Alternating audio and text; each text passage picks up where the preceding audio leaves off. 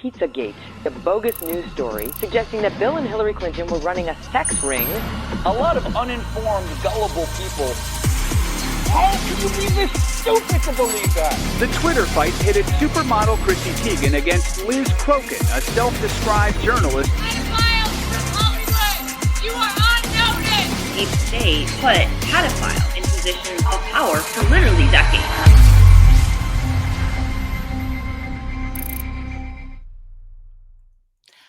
Hi guys, I am back on YouTube. It's been a minute, or actually it's been 5 years since I've been on YouTube. I've been banned from YouTube for 5 years, and somehow I was able to get my YouTube channel back.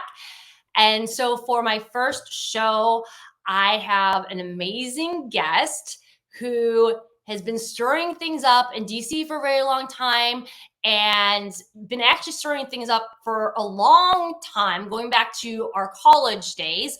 His name is Mike Davis, and many of you know him as the Viceroy, but he's been exposing the deep state, exposing the Russia collusion hoax, exposing Crossfire Hurricane, and been a fierce advocate for President Trump and his administration. And he's not only been a good friend to me, but he also has done a lot to help me going back years ago when I was a victim of a horrific sexual assault. So with no further ado, here is the legendary Mike Davis. Okay, so we have Mike Davis here, who I have known for over 2 decades. We actually met in college when he started Students for Bush, and I'm so excited for you guys to get to know a different side of Mike, maybe a little softer side, different than the guy that, you know, swears in interviews and sends late night mean tweets that may be meaner than President Trump's. Mike, it's so good to have you. Thank you for joining us. Liz, I am very, very happy to come on your show. You've been a very good friend of mine for almost 27 years. One of my best friends in college when I met you. In my last couple of years at the University of Iowa, you've been a great friend since then. You've been a former client of mine, a legal client of mine. We've been through a lot of ups and downs together, and I am very pleased that you're back on YouTube after getting thrown off of YouTube for years. And I'm very proud to call you a friend. I think we're both probably equally controversial now. So this will be this will be an interview that I hope triggers a lot of people. And I would say to them, go fuck yourselves. Well, that's a great way to put it. They've been writing hit pieces about our friendship going back, I think, like 2018 or 2019. And I'm like, this is so weird. Like, why is Media Matters and like Right Wing Watch like so triggered by us being friends? Like, anyways, so I want to get into our college days, the University of Iowa. I met you because you started Students for Bush, and I had just worked on a different campaign with a candidate. John Kasich's campaign. I was going to try to avoid mentioning that name because Liz Crokin was with John Kasich, for Christ's sake. All right, go ahead, Liz. Okay, thanks for ruining my reputation. Actually, you can't because it's already been ruined. But yeah, so I was like embarrassingly working for John McCain's campaign. He kind of sold his Kasich. I mean, John Kasich's campaign. But yeah, it's even worse. In my mind, they're like the same. Anyways, so he drops out, and I'm looking for a new campaign, and I'm like walking around campus and going to, you know, the bars, the restaurants, the bookstores, whatever, and I see these like. This is before, you know, social media, like none of us had cell phones back then. We were dinosaurs. And there's all these like nerd alert, like flyers, like, and like plastered everywhere, like in the poli-sci building. It's like Students for Bush, like call Mike Davis. And I'm like, okay, well, since John Kasich clearly isn't, you know, in the running anymore. And I was, you know, I wanted to get involved in another campaign. I'm like, who's this Mike Davis guy? And so, you know, I called and like Students for Bush, like Mike Davis here. And the rest is history. But why don't you get into like how you got into politics and why you started Students for Bush, but also, you know, maybe your first year where we're a little bit more wild before you started, you know, focusing on changing the world through, you know, president. So I'm from Des Moines, Iowa, and I went to the University of Iowa for undergrad. And the reason I chose the University of Iowa is because it is a wild party school. It is a Big Ten school. It's in the middle of nowhere, Iowa, Iowa City, Iowa. It's a beautiful little town, but there's not a lot to do other than go party. And there are like, at the time when Liz and I went to the University of Iowa, there were like 20 bars within a 2-block radius. And so I went to the University of Iowa, and I confess I was a criminal because I got a fake ID. And my my first year at the University of Iowa, my brother was older, so all of his friends, we'd all go to the bars with my fake ID, and had too much fun my first year, and I managed to get put on academic probation. And they said, Mike, you're going to get your shit together or you're going to get thrown out of our school. And so uh, I reflected on my life. And it was at that time that I was stumbling through the channels on the TV, probably hungover from too much of a fun night at the Union or Brothers or whatever bar was got our attention that night. And I remember seeing this guy on C-SPAN saying the craziest, most bombastic, inflammatory things imaginable. This guy with white hair talking about welfare reform and, turning the Pentagon into a triangle and sovereign power flowing from God to we the people instead of from God to the king and then being lent to subjects, just a lot of things. And I'm like, this guy is wild. But the more I listened to him, the more I became hooked. And that guy was House Speaker Newt Gingrich. And I kind of became obsessed with this guy. Yeah, you were like a stalker. You were totally obsessed. I had forgotten about that, but you were obsessed with I read every book that Newt wrote. I read all of his speeches. I read every news article about him, good, bad, ugly, indifferent. I listened to his tapes when he was a professor. He gave special, I think it was Kennesaw State University. Listened to all his tapes, and I just became hooked on this. I'm like, this guy's the smartest man out there, and he actually knows our constitutional republic better than anyone because he was a history professor and a longtime legislator, and he was just so brilliant on everything. And so during this time, I found I had never, I'm from Des Moines, Iowa, working class family. I had never stepped foot in Washington, D.C. before this time, let alone had any idea how Washington, D.C. actually worked other than what I read in my political science books. And it was during this time that there was the Monica Lewinsky scandal. And I found out that there are interns in Washington, D.C. because of Monica Lewinsky. And so I'm like, well, shit, I want to apply to be an intern for Newt Gingrich, probably for different reasons than Monica Lewinsky, but you didn't want to pour a honey pot on Newt? No, no knee pads for the Newt Gingrich internships. Right. But so I found out this is back before you had too much internet, certainly before social media, other than like America Online and CompuServe and things like that. So I figured out who handled the interns in the White House. It was Ann Behe at the time, Ann Behe Woodbury, and she was an assistant to the speaker, whatever that meant to me at the time. And so I just bombarded her. I called her. I think this was back when there was email, so I would email her, but it was just such a new technology back then. Send letters. I had no connections. Like my parents worked in public schools. They were not political donors, but I just beat her down until she finally called me, I think, to shut me up. And I did an interview, and I think it was just going to be a courtesy interview to get me to stop contacting her. And when I interviewed her, I just blew it out of the park. Just hit it out of the park. Just knew everything about Newt. Just really impressed her in this 30-minute interview, and she hired me on the spot. So I interned my third year of college, so the fall of 1998, and I drove my crappy Dodge that my parents loaned me to drive across from Iowa City to Washington, D.C., loaded up. I went through an internship program called the Washington Center. It was the only way I can get academic credit and not get behind in school and still do this internship for that full semester.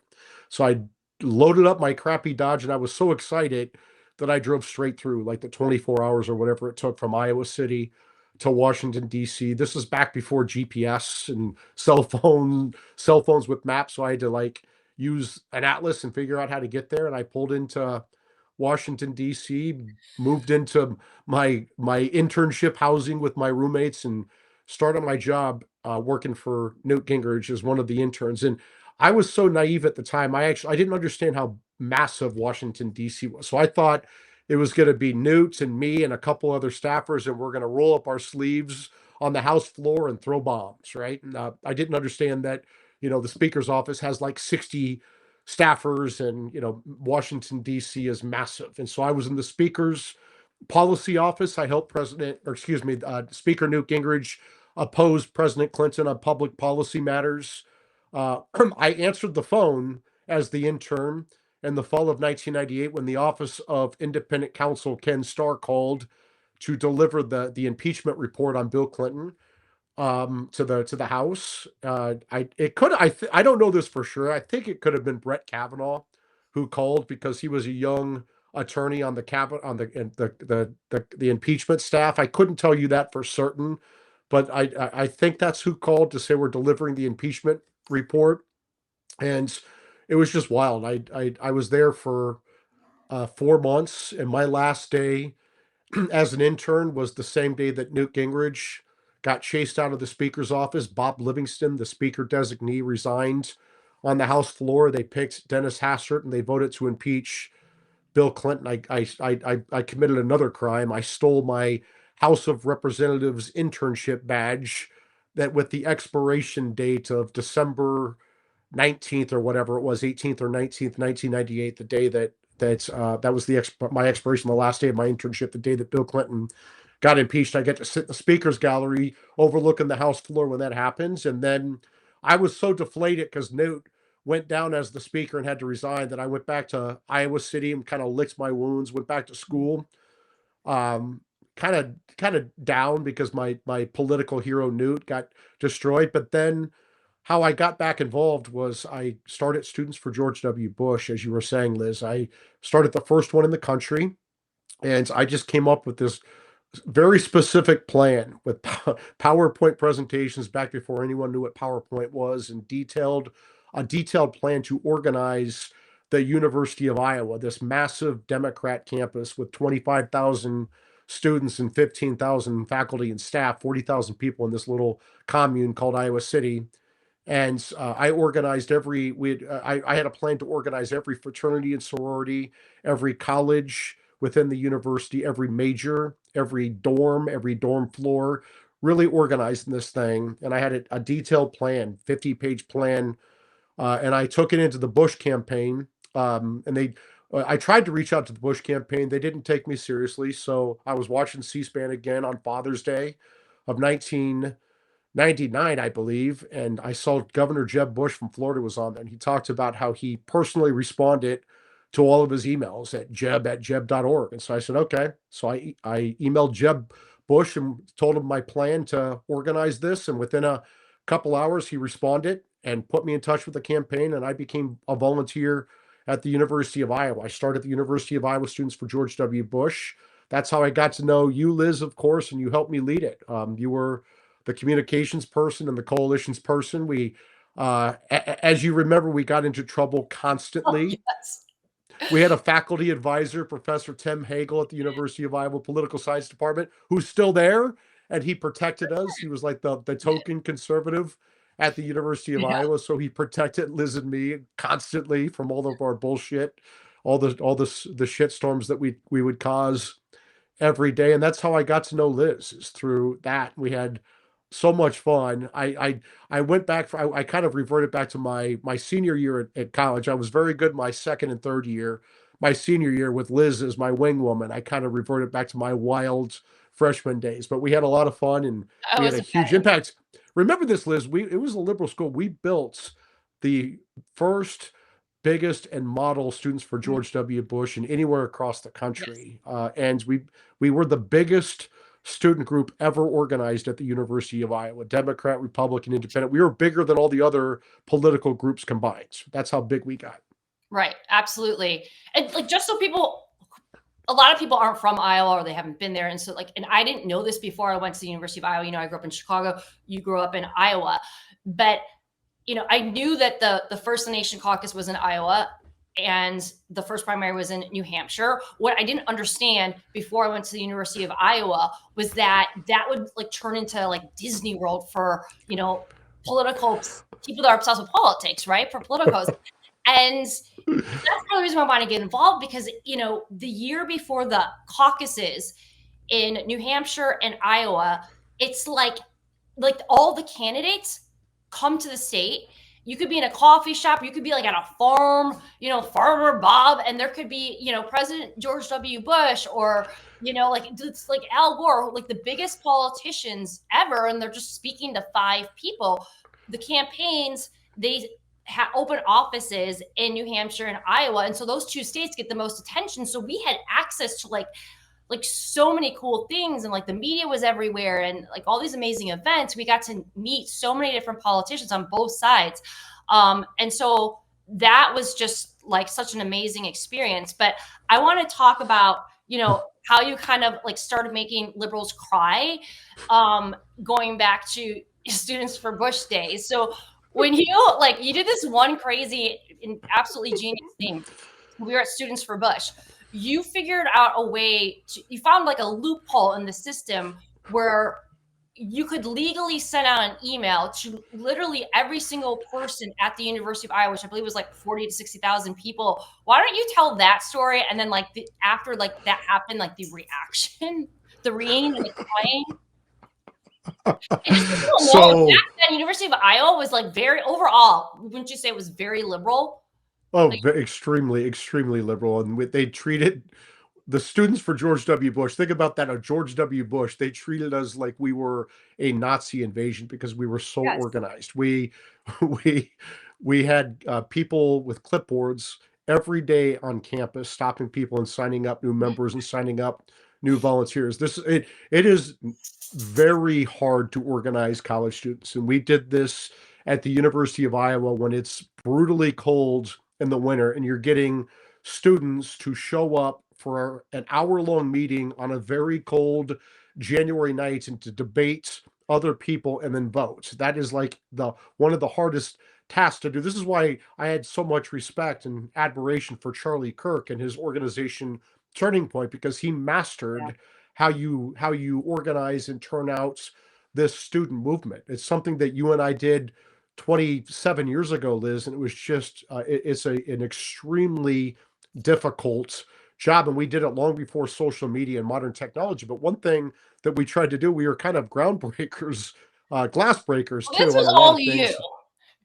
I can to credit on this actually goes to Tony Stabenow, our friend who's since passed away. But Tony Stabenow was the one he was our executive director on this thing. So I was the president, who was the executive director, and Tony and I and Liz schemed with others to get the University of Iowa to send out a mass email to the 40,000 students, faculty, and staff, inviting them to join Students for George W. Bush. And they basically told us to go to hell. There's no way they're going to do that. And so we said, okay, we're going to do an Iowa Open Records Act request for every email at the University of Iowa. And so they said the University Council basically told us to pound sand. And so we contacted the Iowa Attorney General, who was a Democrat at the time, but the law was very clearly on our side that they had to give us these emails. And so we worked out a deal with the University of Iowa. Okay, you don't have to actually give us all these emails. You just have to send out the email for us. And so we sent out this email with, all the leaders' contact names, including Liz Crokin, the co-chair. I was the chair, I guess. You were the co-chair for communications. Yeah. And so we sent out this email, and it became a explosive. People were pissed. It was an explosive story. And they wouldn't have been pissed if it was the Al Gore campaign. Of course not. They weren't pissed because it was the Nazi invasion, the right. Bush campaign that did this. And it was quite the shit show. Remember what you said, Liz, is one of the, what did you say? If you don't like it, you could delete your email account. Yes. Yeah. So, well, first of all, I wasn't expecting everyone to freak out and be so triggered. And I knew that there'd be a little freak out, but it was like It was national. It became national news. It was yes. national news. And so And that was the first time I got death threats, was back then. I was getting death threats on college at the University of Iowa, like legitimate death threats. I didn't care, but I was getting legitimate death threats where the Bush campaign had to send up people to like walk around with us to make sure we didn't get killed. But what did you remember what you said, Liz? yeah, so like you like made the mistake of making me the communications director. Like me, like you, has no filter. And the Daily Iowa. No, we moved you to the co-chair for community relations after that. Whatever, we created a DEI job for you. Yeah. Just the co-chair for partying after that. But go ahead. Yeah, pretty much in organizing parades. But so the Daily Iowan reached out to me and they asked for my the Daily Iowan is the Daily Iowan's the university's student newspaper. Right. And I said, I was talking to the reporter, and I basically at one point said, it's not that big a deal. It's an email. Like, don't cry about it. Just delete it. Like, who cares? Which is right. Email. Which is right. Like, why do you care? It's not that big of a deal, everyone. Like this. Like, why is this like the end of the world? And then the uplifted quote on the front page of the newspaper the next day was Liz Crokin, communications director, said, don't cry about it, just delete your account or something like that. I'm pretty sure it was taken out of context, of course. Of course it's out of context if we're misquoted. Right. And this is like before like the Trump era. So it was like everyone had to be like a nerd and conservatives couldn't be, everyone had to be PC, even like conservatives. And so it was like, ooh. Especially conservatives. Yeah. Yeah. I think that the Bush campaign, like they were a little like, that wasn't so great. But I don't think that then candidate George W. Bush, I think he probably kind of liked it. Knowing him, he probably laughed about it. But yeah, we cause all kinds of problems, like in a good way.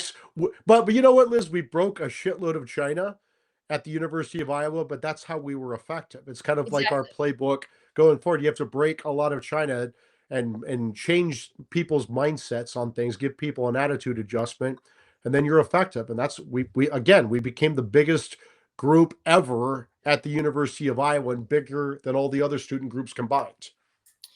And I think it kind of opened the door for the Trump era because we were doing things that were outside the box. And then we took the show. We took the show on the road. We organized every college campus across the state of Iowa, and like we did at the University of Iowa, we organized like 25 more college campuses for the Iowa caucuses. So it was our introduction to retail politics. And I feel that we made politics cool, like we made conservatives, at least in Iowa. Well, Liz and her hot friend Marissa made politics cool. Marissa Sullivan made. Who doesn't care about politics at all? Obviously, I'm never cool, and I was always what Liz calls a nerd alert. But Marissa and Liz made the Students for George W. Bush campaign cool. Fun and cool. So we also did a bunch of. Remember, we did some parades, and like there was one parade where we did the Austin's Power is George W. Bush, and it was the best float ever. And this was all Liz and her community relations crew, or whatever the hell we made her after we had to take her out of the spokesperson role for pissing off the entire campus. and then we we did that. So we did this float, and we did. Remember, we did the dance. Like the Austin Powers dance in the movie, we did it in front of the float, and we had. Will you have your producer clip in this stuff, like the pictures? I'm going to have them clip in the pictures of it because they're actually amazing. The float was amazing. So we made it cool. We were making politics cool, edgy, pop culture. But then there was another parade we did. Remember, we had a Jeep Wrangler, and I think that me, Marissa, and some girls were in bikinis, and we were blasting Kid Rock during the whole parade in this small town in Iowa. And I'm pretty sure the campaign got mad at us about that. But I wanted to ask you about what's your opinion of the culture shift? Because back then, college kids blasting Kid Rock to represent Students for Bush was controversial. And now we have a president who walks on stage to Kid Rock songs. He's friends with Kid Rock. He hangs out with Kid Rock. He walks in the UFC fights with Kid Rock. When did that change? When did it become okay for conservatives to be cool? Do you think it was mostly Trump or? This is why I love President Trump so much, because he's so bold and fearless. And he doesn't play by the left's rules. And that's why the left hates him. And that's why the establishment Republicans hate him because he does not play by the old order. The old order was that Republicans just wanted to be the controlled opposition, right? They wanted to be the acceptable conservatives to the left. And as so long as they played by the left's rules, they would allow these conservatives to be in their society, their polite society, their country clubs. They would let them go on their TV shows. They would interview them for their news outlets. But if you didn't play by the left's rules, you were ostracized, you were destroyed, and people were just terrified and they would not do it. Trump has changed that. Trump has said, screw you and your playbook. We're going to change the rules, and then you're going to play. Trump broke a lot of China. He changed the rules in his first term, and that's why the left went after him. And frankly, the establishment Republicans went after him so hard. In his second term, he rewrote the rules, and he's making the left play by his rules now. And it's just I've always said this, Liz, and I mean this. I think President Trump is going to go down as one of the most consequential presidents ever. He's going to be up there with George Washington and Abraham Lincoln. He is doing so much to save our country that he's going to be a top 3 president. Absolutely, no question. Top 3. He's going to be number 1 in my opinion, but I might be a little biased. So, okay, Trump rolls in like 2015 down the escalator, and as someone that had worked in politics, I was really shocked and disappointed to see so many conservative politicians, including George W. Bush, President George W. Bush, who he worked for, like not support Trump. Everyone turned on him, and that was so eye-opening to me because it's like, are these people like all just rhinos or globalists? Like, how has your opinion evolved in the era of Trump of other politicians such as President George W. Bush, Bush Sr., like the McCains of the world? Like, was it Trump that made you kind of see like, maybe these people aren't really who I thought they were? No. Adam Wren at Political actually wrote a good profile on me about this, and he talked about how I was never really Bushy, right? I supported Bush. I worked in the Bush White House. I liked him personally. There are a lot of policy disagreements I had with President George W. Bush. I think he was too big government, but and I at the time I supported the war in Iraq. Now I think it was a disaster. I used to think I was a globalist and someone who believed in free trade and more free flow of labor across our borders. That's where Trump has probably got me changed the most. Is I'm America first. I am not a globalist anymore. I do not believe in free trade. I believe in fair trade.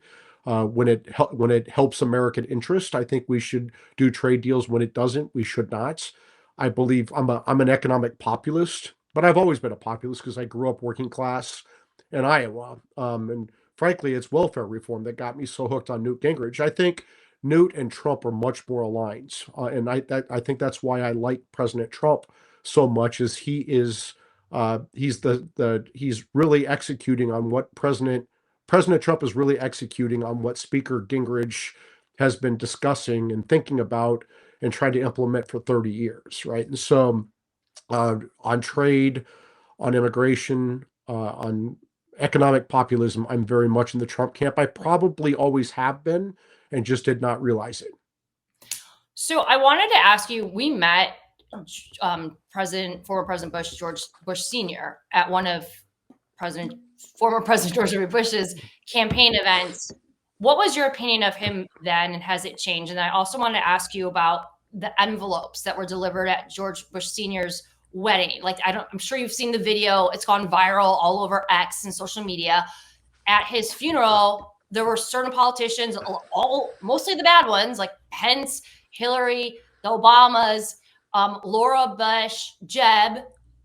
Am I leaving? Oh, and then the Bidens, of course. They all got these envelopes, and like cameras caught their reactions, and they looked like all like in shock and like horrified and terrified. And so everyone's been speculating for years, like what was written in the envelope. So just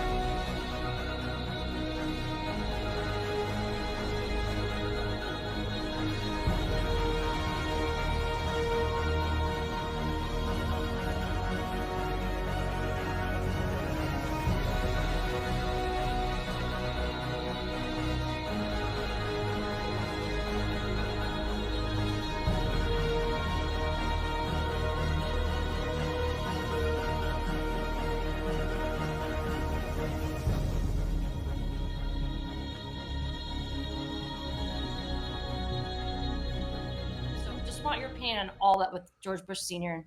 happened with envelopes. Look, I think I had a lot of respect for President George H.W. Bush. I think he served our country admirably for many, many years.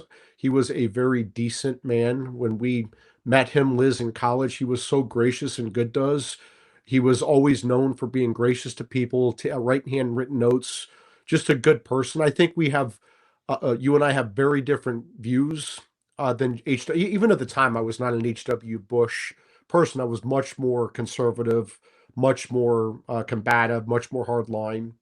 Um, you know, than H.W. Bush, but I think he was a very good man. George W. Bush, same thing. I do think he's a good person. And at the time, I thought I agreed with a lot of what he was doing, particularly when it came to No Child Left Behind, when it came to the war in Iraq, pushing his democracy agenda. With I read all those books that President Bush 43 read about democracy and how we need to spread democracy around the world. I used to believe that. I used to think that that would be a good thing, and I'm not anymore. I'm just not in that globalist camp. I don't think that we should be fighting these unwinnable wars. I am very much in the Trump camp that we should put America first. We should secure our border. We should have a population that reflects our Judeo-Christian values. We can welcome other cultures, but only if they want to assimilate into America and become American and share our Judeo-Christian values. That doesn't mean they have to convert to Judaism or Christianity, but we just can't have Islamists in America like we see in Europe that are trying to destroy the West from within. They're trying to conquer us, and we cannot allow that to happen. When we let people into our country, they should add value. We should only let people into America who share our values, want to assimilate and add value. And that's where I think President Trump is very different from the presidents before him, including Republican globalists. And what do you think was in the envelopes? I don't know. Just a I theory. don't know, but I don't know. I mean, I remember vaguely seeing this, and I remember seeing, like you described, shocks on their faces, Yeah. but I have no idea. But now, Liz, you're not taking me down your crazy conspiracy theory rabbit holes. You'll get me in too much trouble. Well, like all the conspiracy theorists these days, their batting average is pretty good. So you might want to jump down that rabbit hole with me. That video, I posted it on X, and it has like 10 million views. People are obsessed with it. One day I think we'll find out. I don't think it was good though, but okay. We'll see. You like how I dodged your damn question, and then you asked it again. So you probably know the answer, and you're so annoying you won't tell. Okay, so people they see you in interviews, and you just are slaying deep state dragons left and right. But you actually are the nicest person. You're so compassionate. Liz, okay, Liz, you're gonna destroy my reputation for being a motherfucker. So don't do this. Well, you're gonna kill my brands. But only to good people, to nice people, not to deep state bad treasonous people. So just I want the audience to know, when I was a victim of a sexual assault years ago that left me almost dead with a brain injury and all these horrible things, you came in and you represented me for free for forever, for I don't know, at least a year or 2 years. You flew to California. You helped me get a lawyer because you weren't practicing in the state of California where I was living at the time. You helped me get a lawyer. You stayed as long as you needed to stay to help me get a lawyer. And then you found Alan Jackson for me, who now is maybe more famous than you, Mike. He represented Karen Reed, and that case was just, wild. People were obsessed with it. But I don't know if you know this, but when I was kind of trying to figure out what happens to me with my sexual assault and going through the legal process, I pursued criminal and civil charges. I didn't understand how bad the problem was with sexual assault, sexual abuse, sex trafficking. And you actually educated me on that. I didn't realize that there was a massive problem, not just in this country, but the world, and also in these elite circles. I thought that this kind of thing only went on at trailer parks, and you really educated me on that. And so and it really helped with my work through the years, which I've been doing since I don't know, 2013 or something like that. But how bad do you think the problem is with sex trafficking in these elite circles and or blackmail? Because, we all know about Jeffrey Epstein and his ring.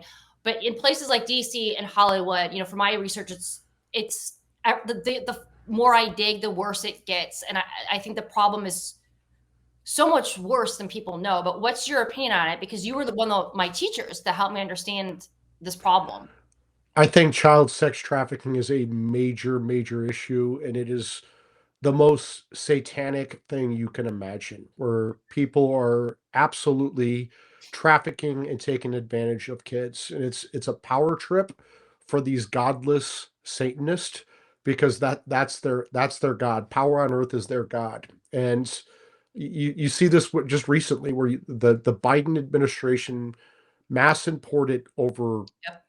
15, 20 million illegal aliens to our country, including these unaccompanied kids. And 300,000 of these kids went missing. What do you think's happening to these kids? Of course, they're being abused, and they're being sexually abused. They're being raped. They're being trafficked. Maybe not all of them, but way too many of them. And it is truly sick. You see today's Democrat Party, where they want to make pedophilia acceptable. They want to make raping kids acceptable. They want to call them minor attracted persons. And I know that you take a lot of shit for this, Liz, but this is where I'm most proud of you, that you're willing to go out there and fight and expose this stuff. They call you a conspiracy theorist, and they say that you're crazy, and yeah, you're crazy. We're both crazy, but we're not hurting children. So no, not so yeah, we're not raping kids like a lot of the other side is doing. So they can go fuck themselves. Yeah.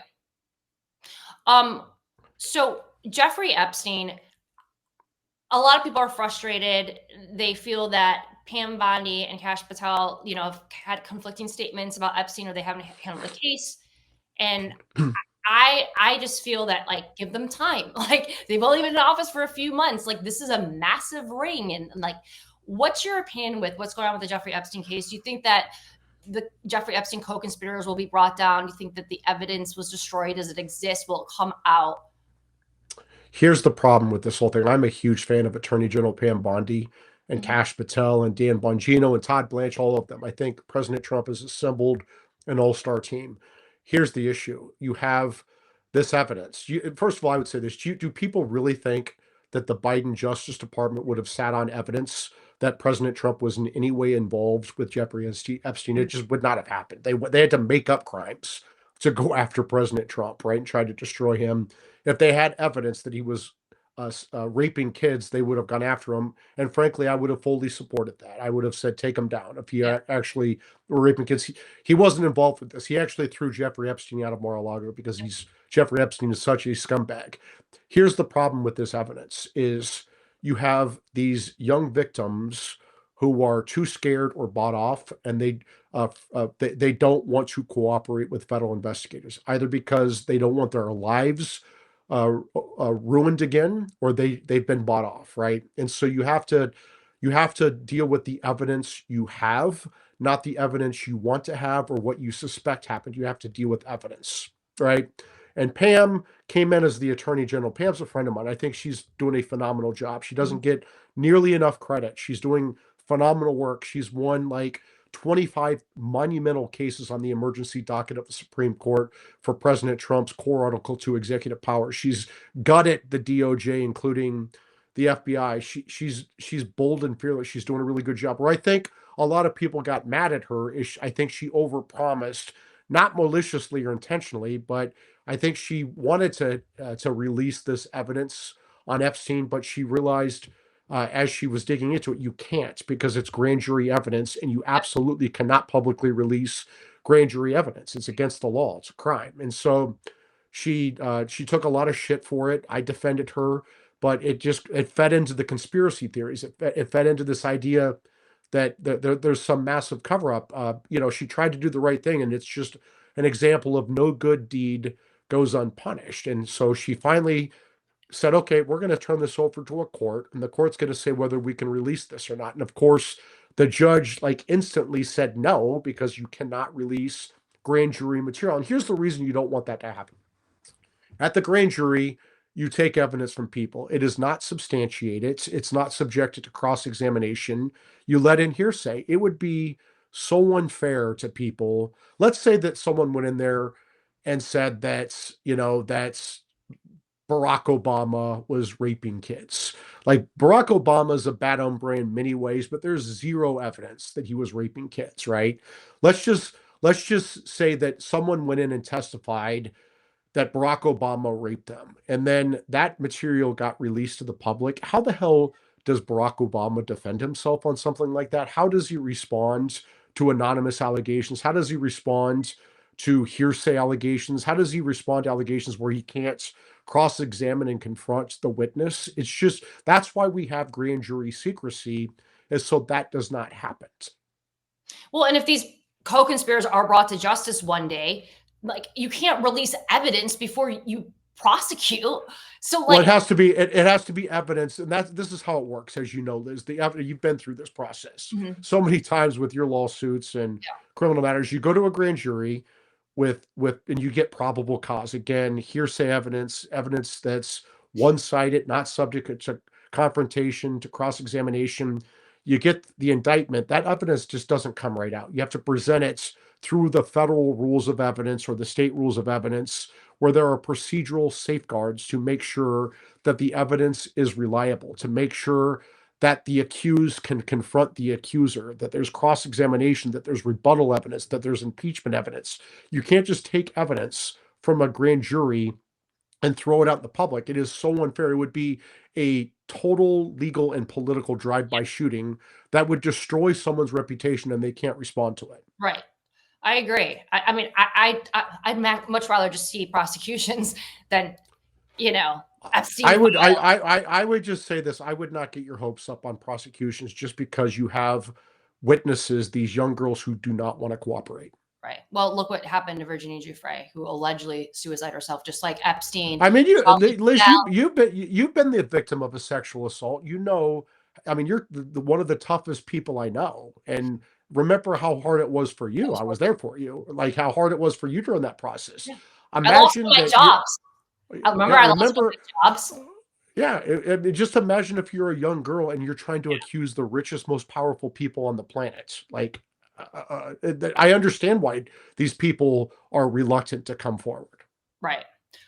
And in Virginia Giuffre's book, by the way, which just came out the other day, and she's one of the main Jeffrey Epstein's victims, she in court depositions released some of the names of the powerful men that raped her. But in the book, she left it out, and she wrote in the book that she left some of those names out because she knew that they would use lawfare tactics to bankrupt her, or they might try to kill her. Her publisher maybe required her to redact the names too. But some names she didn't redact, Mike. She went into depth detail about Prince Andrew, named him, talked about how he had orgies with children, aka like basically gang rapes. So there was only certain names. I don't know. It was interesting. Well, he just got thrown out of the royal family, right? Yeah, they just kick his ass out. What a fucking scumbag! Just a total scumbag. Yeah. So now remember, you raised this issue. You raised this issue 8 years ago, Liz, or however long. How long did you go talk about how powerful men are raping kids, and then you were too over the target because a lot of people tried to destroy you because of that. Yeah. Again, they just let you back on YouTube. I know, it's so weird. Yeah. So it's like the tide's finally shifting. Okay, I know you have to go soon. I want to ask you about Comey because, like, to give people some hope.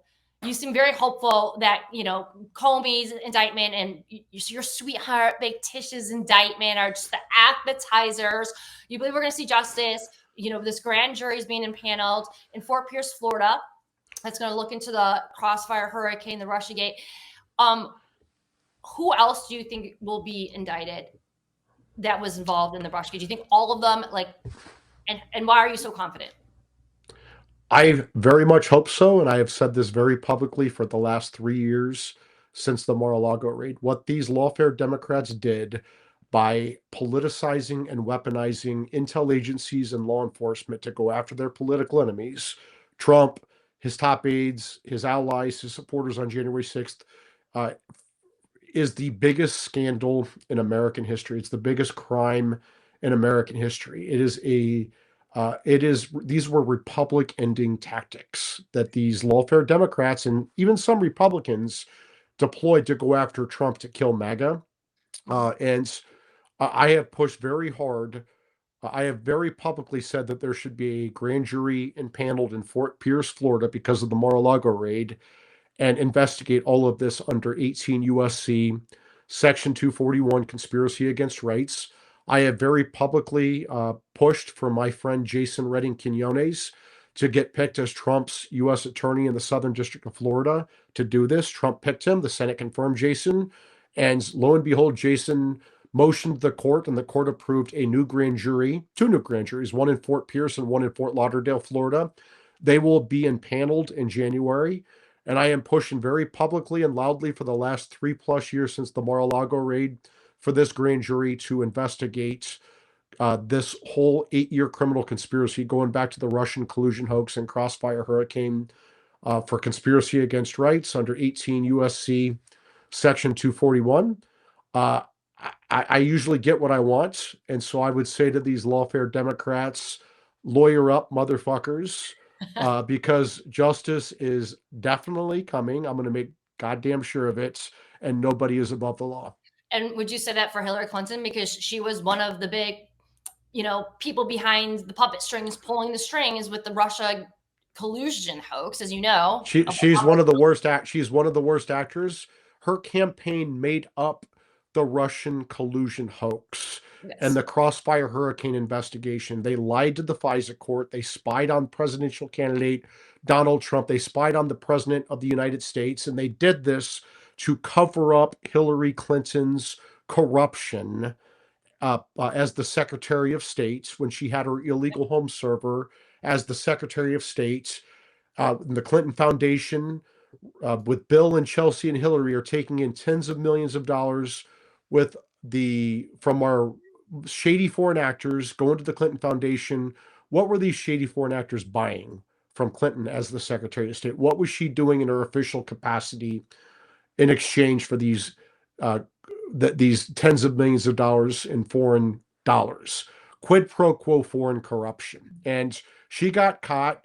She destroyed her home server, took bleach bit to it. She destroyed the phone. She took hammers to them. Yeah. She thought this evidence was gone, but the evidence was hacked by our worst enemies, including the Russians. And she was afraid this foreign bribery and corruption, in addition to espionage for having our nation's most classified secrets on her illegal home server, was going to come out before the 2016 election. So she had her campaign work with the law firm of Perkins Coie and made up the Steele dossier and the Russian collusion hoax. And they did this so if this evidence came out of Clinton's foreign corruption, she can say, you can't believe this. This is a campaign dirty trick by the Trump campaign. Trump is colluding with the Russians. And you say, Mike, that's crazy. How could you possibly think and say that? The Democrats did the same thing in 2020 with the Biden family corruption on Hunter Biden's laptop. They had the current CIA under Trump, the deep state, working with the 51 former intel officials to say that this Hunter Biden laptop of the Biden family corruption had all the hallmarks of a Russian disinformation campaign. You can't believe it. And then they got big tech to deplatform the New York Post, America's oldest newspaper, when they tried to run this story. That story, if people saw that story before the 2020 election, there's no way that the Bidens would have been able to steal that election, right? They knew that it would not even be a close election for them to steal. So they deplatformed the New York Post. They got this story taken off the internet, and then when before President Trump left office, he declassified Crossfire Hurricane the day before he left office in 2021. The spooks, the intel officials, the FBI ran to Mark Meadows, the chief of staff for Trump at the time, and said, you cannot release this. You'll violate the Federal Privacy Act, which is a crime. So Mark Meadows said, do your Privacy Act review. This is the day they left office. Do your Privacy Act review and get out these documents. They're declassified. Make them public. They didn't do the Privacy Act review. They did the Mar-a-Lago raid. And the reason they did the Mar-a-Lago raid when they did was because Trump sued Hillary Clinton in the Southern District of Florida, civil lawsuits against Hillary for Russian collusion. for the Russian collusion hoax. And we were in discovery in that case. Bruce Reinhart was the magistrate judge on that case. He had to recuse from the case because he had a 2017 Facebook post trashing Trump. 6 months after he recused, he ordered the Mar-a-Lago raid to go get back these damning Crossfire Hurricane records. They did it under the guise that Trump had stolen classified records. They weren't. They were presidential records Trump was allowed to have under the Presidential Records Act. That's why Congress provides former presidents with secure office space, Secret Service protection, 24/7, 365 Secret Service protection, SCIFs, security clearances for the staffs. Trump was allowed to have these records. He had Crossfire Hurricane somewhere. Were they in Mar-a-Lago? Maybe not. But that's what they were going to get with the Mar-a-Lago raid, were these damning Crossfire Hurricane records. They didn't get them. And so that's why they ran the lawfare against Trump, to try to destroy him. They did not want him back in the White House. So they tried to throw him in prison 4 times for non-crimes. They tried to bankrupt him for non-fraud. They tried to throw him off the ballot unconstitutionally in several states. They tried to take off his head when Biden intentionally underfunded Trump's Secret Service protection, said he was the gravest threat to democracy, and to put a bullseye on Trump's head, and almost got him killed twice. Trump's back in office. Article 3 projects fought every day, 5,000 media hits, back long before it was cool, exposing this lawfare. 5,000 media hits after the Mar-a-Lago raid, exposing this. And now Trump is back in office, and he's going to expose this. Justice is definitely coming. We are going to make damn sure that happens at the Article 3 project. And so you're confident it's not going to be, Comey's the sacrificial lamb. It's going to be a one and done. No. And he's going to take the heat for the Hillary Clintons and the Obamas. I will not allow that to happen. I am pushing very publicly and very hard for a grand jury in Fort Pierce to investigate all of this under conspiracy against rights, under 18 U.S.C. Section 241. I recommended Jason Redding Quinones as the Miami U.S. Attorney to President Trump. Trump picked him. The Senate confirmed him. Jason Redding Quinones comes from a family of Cuban refugees. He grew up in a poor Cuban household in Miami with several extended family members, 3 bedrooms, 1 bath, with a giant Cuban family. And he understands very personally how politicized and weaponized governments are destructive to a country, like he saw in Cuba, like his family saw in Cuba. So if anyone can get this job done, it's Jason, working closely with President Trump's all-star team, Attorney General Pam Bondi, Deputy Attorney General Todd Blanche, FBI Director Kash Patel, Deputy Director Dan Bongino, Harmeet Dillon, the head of Civil Rights Division, along with the all-star U.S. attorneys like Lindsay Halligan in the Eastern District of Virginia, Judge Jeanine Pirro in D.C. Again, justice is definitely coming to these lawfare Democrats, and I'm going to make damn sure that happens for the 4 years of Trump's second term. Yeah. And I'm just going to say, I know you're skeptical that there might be justice with Epstein's ring and the co-conspirators, but who co-founded the Clinton Foundation, the Clinton Global Initiative? It was Jeffrey Epstein and Ghislaine Maxwell, who were best friends with Hillary Clinton. So it'll be interesting to see as these cases progress, does evidence in these cases connect or lead to Jeffrey Epstein, Ghislaine Maxwell? Because I think they will. I don't know, Liz, but my focus is on Crossfire Hurricane. And look, I think that people who rape kids deserve to have their dick cut off and their balls shoved down their throats and then brutally murdered. Yeah. So if there are child rapists, I am all about brutal public executions, but my focus is on Crossfire Hurricane and the Russian collusion hoax. That's fine. You leave taking down the pedos to me, and you can focus on Crossfire Hurricane and, all that good stuff. Well, Mike, you're so awesome. You've been such an amazing, advocate for this movement, for President Trump, for me. You've been such a good friend. And, in DC, it's so hard to find good friends that aren't going to stab you in the back, that are loyal to you. And you are just one of the few. So thank you for all your hard work and your dedication, and for being so fearless and unfiltered. And I want to say thank you to Liz. You have been through hell and back. You're still standing and you're thriving. I'm so happy that you're back on YouTube. And I would say to anyone who wants to write a story that I did this interview with QAnon Liz or whatever they want to say. It's Go Q fuck and then there's yourselves. Anons. Get it right. Okay. Liz has been a friend for 27 years. She's been a dear friend, and I run to friends in need. I don't run from them. So go fuck yourselves. That's awesome. Well, thank you so much. Well, on that note, we will end. Thank you so much, Mike. Thank you, Liz. That was awesome. Okay, so just so you guys know, I am not monetized on my YouTube channel. I'm trying to get that fixed. So if you want to know ways that you can support my independent journalism, you can donate to my Give, Send, Go. You can also find all of my work on lizcroken.net, and you can also find my documentaries there, my store, my products, and you can follow me on X at Liz Croken. My name is Liz Croken, and I'm fired up about MyPillow for multiple reasons. Number one, I love that Mike Lindell is such a patriot. He's been running an extremely successful business for years, and he could so easily just enjoy the fruits of his labors and, go on lavish vacations and live his life.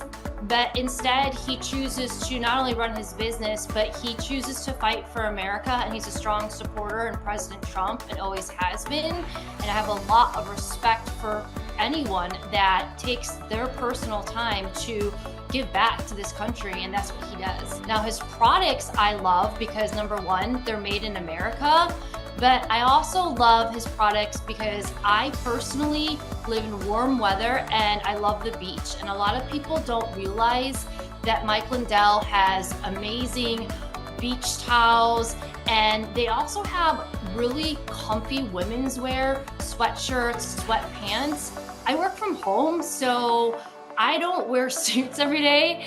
I wear sweatpants usually and slippers, and they have amazing products for comfy casual wear that are amazing, and they're American and they're super comfortable. So when you go to mypillow.com and buy products using my promo code CROKIN, CROKIN, you are supporting Mike Lindell and his amazing products that are made here in America. And you're supporting the man, Mike Lindell, who is an incredible American patriot. You're also supporting my work, this show, and independent journalism. And as most of you know, I have been canceled from many platforms, many stores, and other places because of the work that I do with my investigative journalism. And so this is one way that you can support me, and so I can continue to do the reporting that I do best.